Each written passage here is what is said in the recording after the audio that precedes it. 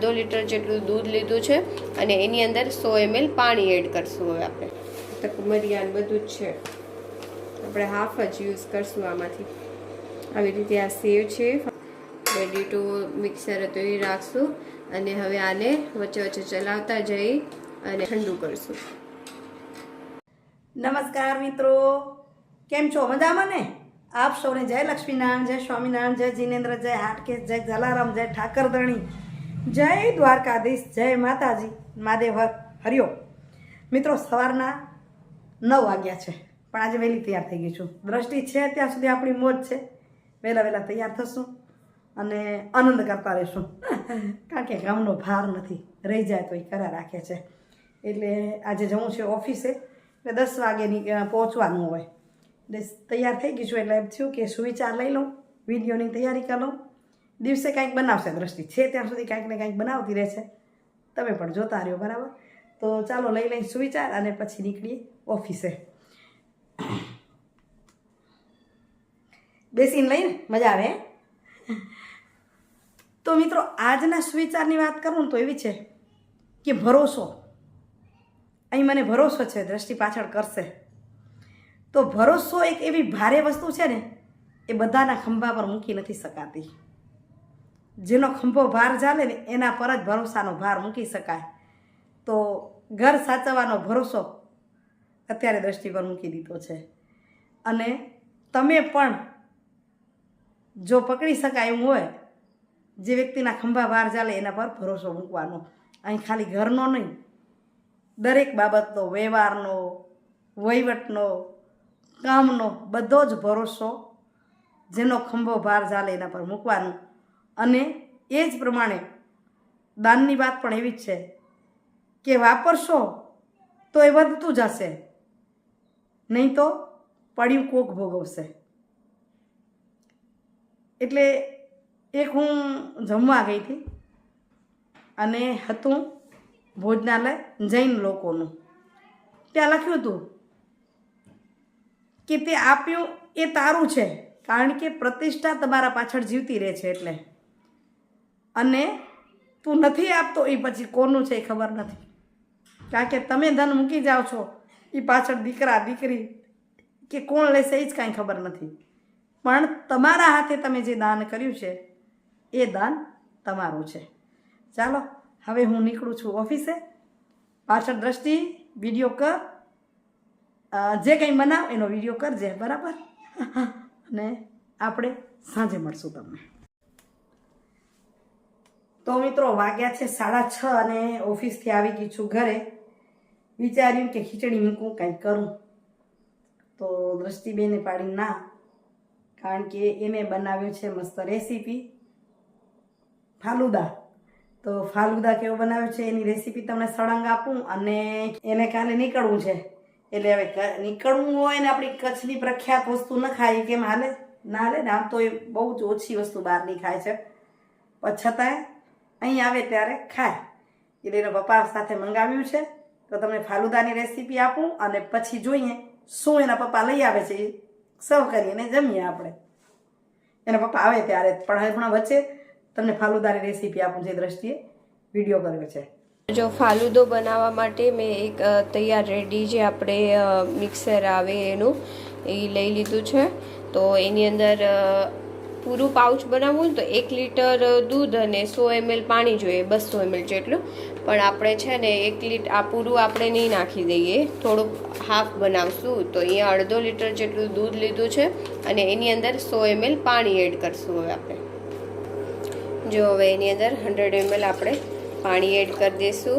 અને જ્યારે આની અંદર બોઇલ આવે ત્યારે આપણું આ હાફ મિક્સર એની અંદર નાખી દઈશું. તો આપણે બોઇલ આવે દૂધમાં ત્યાં સુધી આપણે વેઇટ કરશું.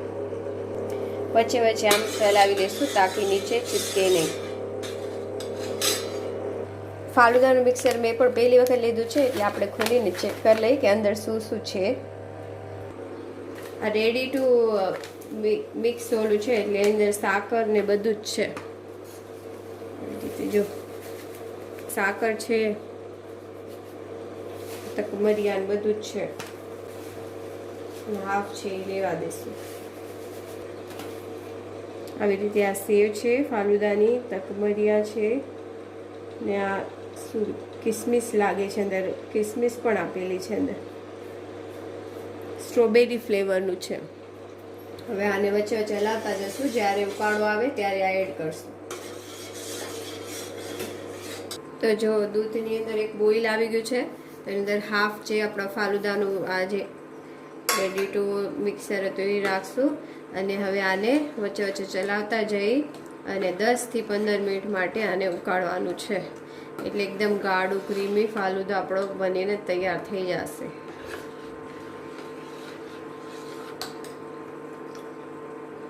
તો જો વચ્ચે વચ્ચે આવી રીતે ચલાવતા જશું અને જો આ ઉકાળો આવે છે ને આવી રીતે 10 થી 15 મિનિટ માટે ઉકાળશું, એકદમ ગાઢું ક્રીમી ફાલુદો થઈ જાય આપણો ત્યાં સુધી.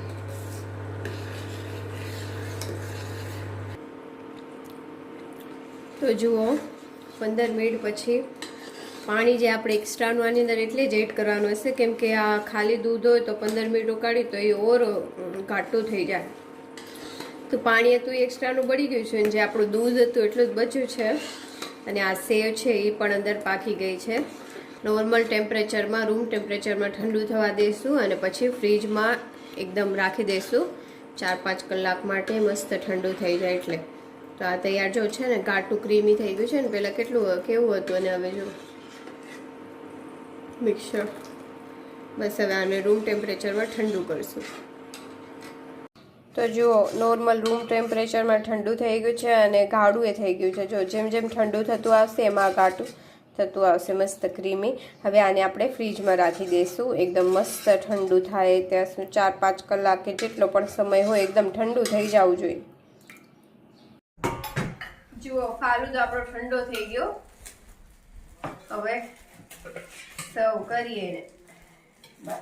દ્રષ્ટિ ફાલુદા સર્વ કરે ને અહીંયા આપણે ગરમા ગરમ રોટીને સર્વ કરીએ, ફાલુદાને સર્વ કરે. આ ગરમા ગરમ રોટી નથી, ઓલી છે ઠંડી રોટી છે. હા સરસ. કચ્છની પ્રખ્યાત દાબેલી. દ્રષ્ટિ આજે દાબેલી છેલ્લી વખતે ને ના ના પછી ખાવાની આજની કચ્છમાં આવે છે, આજે આવવાનું છે બધું. ચાલો દાબેલી અને ફાલુદા ખાઈએ આજે. બહુ મસ્ત બન્યો ફાલુદો એમ ને, પોતે બનાવે પોતે વખાણ કરે.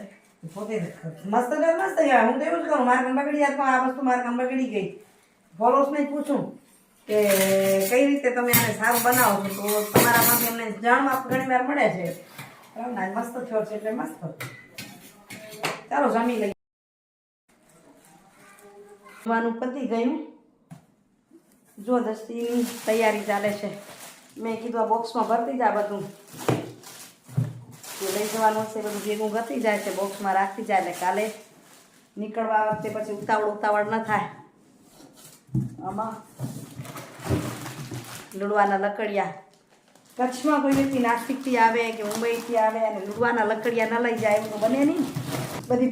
એટલે મેં જ કીધું હતું કે બધું ભેગું રાખતી જજે, નહીં તો જઈશ ત્યારે ભૂલી જઈશ કઈ વસ્તુ લેવી, એ જ ઘરે રહી જશે.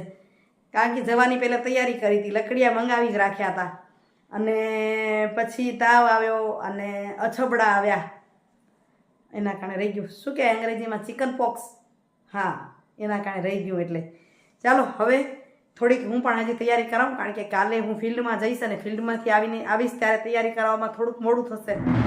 હું વિડીયોનું કરી નાખું એન્ડિંગ, કાલ માટેની કરીએ તૈયારી. તો કાલે લગભગ દ્રષ્ટિને આપણે વિદાય આપશું. મને એમ લાગે છે કાલે દ્રષ્ટિ જશે, તો કાલે હસતા આપે છે કે આંસુ ભરી આંખે આપે છે નક્કી હમણાં નથી. વિદાય સાથેના વિડીયોમાં મળશું. ત્યાં સુધી આપ સૌને જય શ્રી કૃષ્ણ, જય જય ગરવી ગુજરાત, જય ભારત અને જય હિન્દ. Bye bye. વિડીયો કેવો લાગ્યો એ કમેન્ટ કરીને જરૂરથી કહેજો. ફાલુદા કેવું લાગ્યું, સારું લાગ્યું તો લાઈક શેર અને સબસ્ક્રાઈબ. Bye bye.